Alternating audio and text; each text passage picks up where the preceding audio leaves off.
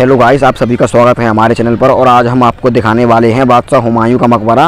और आज हम हैं दिल्ली के निजामुद्दीन में। तो अब यहाँ से टिकट ले रहे हैं। टिकट यहाँ ऑनलाइन ऑफलाइन दोनों तरीके से मिल रही हैं। तो मिलते हैं आगे। तो दोस्तों फाइनली हम पहुँच चुके हैं बादशाह हुमायूं के मकबरे के पहले गेट के पास। और हम इसी गेट से एंट्री करने वाले हैं। और इस गेट से जाने के बाद आगे एक और गेट पड़ेगा। तो चलो चलते हैं आगे।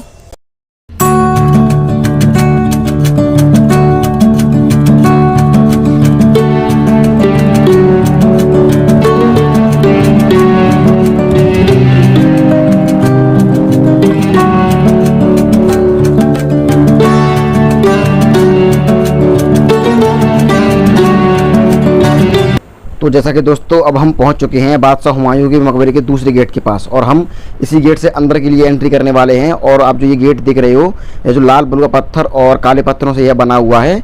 और यह इस्लामी और फारसी आर्किटेक्ट का बहुत ही अच्छा उदाहरण है। और भारत में पहला उदाहरण भी यही है।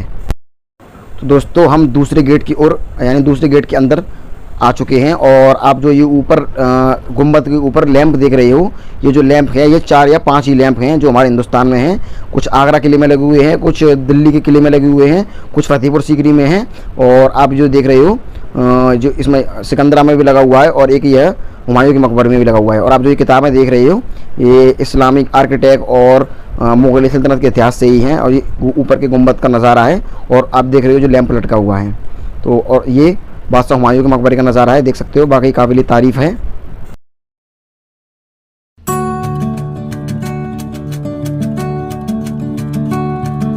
और दोस्तों आप जो ये सामान यानी मॉडल देख रहे हो, ये बादशाह हुमायूं के मकबरे का और ईसा खान नियाज़ी के मकबरे का मॉडल है जो दूसरे गेट में रखा हुआ है। तो दोस्तों आप जो हुमायूं का मकबरा देख रहे हो थोड़ा साफ दिखाई नहीं दे रहा है, क्योंकि सुबह सुबह का टाइम है, इसलिए हम इसमें सुबह सुबह एंट्री करी है अभी हमने। और अभी हम आपको दिखाने वाले हैं अच्छे तरीके से। तो बने रहिए हमारे इस वीडियो में। तो दोस्तों हम पहुंच चुके हैं बादशाह हुमायूं के मकबरे के पास। और इनका जो मकबरा है वर्ल्ड हेरिटेज यानी यूनेस्को की वर्ल्ड हेरिटेज की सूची में शामिल किया हुआ है, यानी यह एक विश्व धरोहर है। और इनके मकबरे का निर्माण बेगम हमीदा बानो ने करवाया था, जो अकबर की माँ भी थी और बादशाह हुमायूं की बेगम भी थी। इनके मकबरे का निर्माण सन 1570 में यानी पूरा हुआ था, जो हमीदा बानो के द्वारा करवाया गया था। और यह भारत में फारसी और इस्लामी आर्किटेक्ट का पहला उदाहरण है, जो ताजमहल की स्थापत्य कला का जन्म इसी मकबरे से हुआ था। यानी इसी की शैली पर आधारित ही ताजमहल का जो निर्माण हुआ था, इसी की शैली पर आधारित हुआ था। तो दोस्तों हम मकबरे के ऊपर की ओर आ चुके हैं। और आप जो ये देख रहे हो, ये बादशाह हुमायूं का मकबरा है। और बादशाह हुमायूं का मकबरा आप देख रहे हो, यह ज़्यादातर लाल और बलुआ पत्थर से बनवाया गया था। और इसमें थोड़ा थोड़ा संगमरमर का भी इस्तेमाल किया गया है। और ये आप जो देख रहे हो ज़्यादातर कब्रें हैं, ये मुग़ल परिवार से ही हैं। इसमें ज़्यादातर कब्रें जो हैं मुग़ल परिवार की हैं, यानी 150 से अधिक कब्रें यहाँ पर मुग़ल परिवार की हैं, जहाँ पर मुग़ल सल्तनत के कई शहजादे और बादशाहों को दफन किया गया है। और दोस्तों आप जो ये जाली देख रहे हो, ये बादशाह हुमायूं के मकबरे का जो मुख्य मकबरा है नीचे की ओर, उसको जाने के लिए रास्ता है, जो फिलहाल बंद कर रखा है ASI वालों ने, यानी आर्कियोलॉजिकल सर्वे ऑफ इंडिया वालों ने इसको बंद कर रखा है, जो मुख्य मकबरे के द्वार को। यानी ऊपर से ही आप इस मकबरे को देख सकते हैं। तो अभी हम आपको थोड़ी देर में बादशाह हुमायूं के मकबरे की अंदर की ओर लेके चलने वाले हैं। और अभी आप जो देख सकते हैं इसकी कला में कितनी खूबसूरती है। यानी मुग़ल सल्तनत की ओर से इसमें 4 चांद लगाए गए थे इस मकबरे को बनाने में। और यह इस्लामी और फारसी वास्तुकला का यह भारत में पहला नमूना है। और दोस्तों इसके जो वास्तुकार थे हुमायूं के मकबरे के, सैयद इब्न मुबारक मिराक थे, जिनको खुरासान से बुलाया गया था। और खुरासान जो है वर्तमान में कि अफ़गानिस्तान से बुलाया जाता है, उस टाइम पर खुरासान अफ़गानिस्तान से बुलाया जाता था। तो वहाँ से उनको बुलाया गया था इस आर्किटेक्ट के लिए। और दोस्तों बाद में उन्हीं की इसी शैली पर ताजमहल का निर्माण किया गया। इसके उस्ताद ईसा अहमद लाहौरी ने इसका निर्माण किया था ताजमहल का।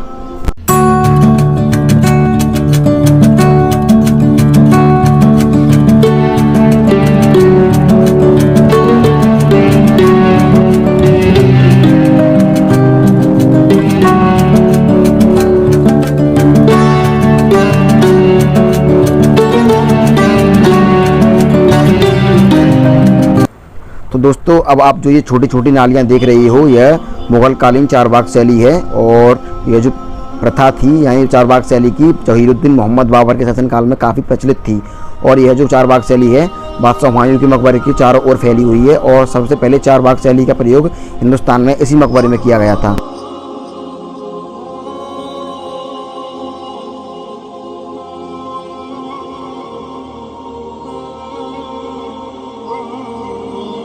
तो जैसा कि दोस्तों अब हम आ चुके हैं बादशाह हुमायूं के मकबरे के लेफ़्ट गेट की ओर, और इसी लेफ़्ट गेट से बादशाह हुमायूं के मकबरे के अंदर की ओर जाने का रास्ता है, और हम इसी रास्ते से अंदर की ओर जाने वाले हैं और आपको दिखाने वाले हैं बादशाह हुमायूं की कब्र।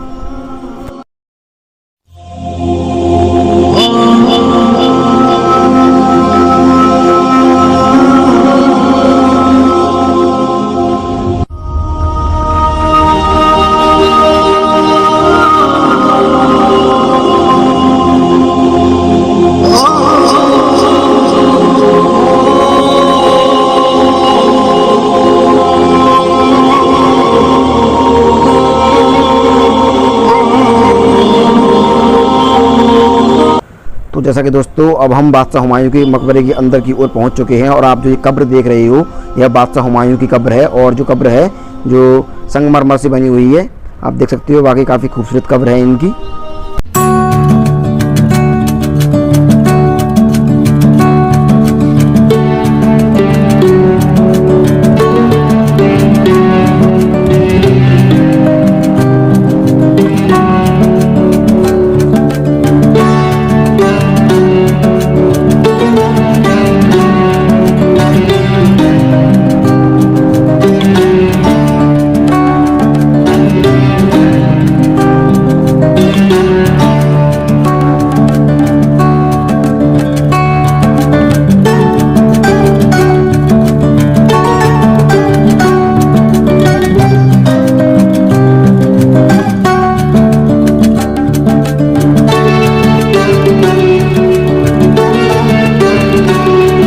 दोस्तों यहाँ पर जो बादशाह हुमायूं का मकबरा है, यहाँ पर उनकी कब्र के अलावा और भी कब्रें बनी हुई हैं, यानी यहाँ 150 से ज़्यादा कब्रें बनी हुई हैं जो मुग़ल परिवार से और उनके शहजादे तथा बादशाहों की हैं, और जो बादशाह रह चुके हैं जहांदार शाह, फ़र्रुख सियर शाह, मोहम्मद शाह रंगीला और दारा से कोई ऐसी कब्र भी यहाँ पर बनी हुई हैं। और आप देख सकते हो इनमें उनकी भी कब्रें हैं, यानी जो बादशाह और शहजादे रह चुके हैं यहाँ पर उनकी भी कब्रें हैं, जो बगल में उनके कमरे बने हुए हैं बादशाह हुमायूं के मकबरे के बगल में।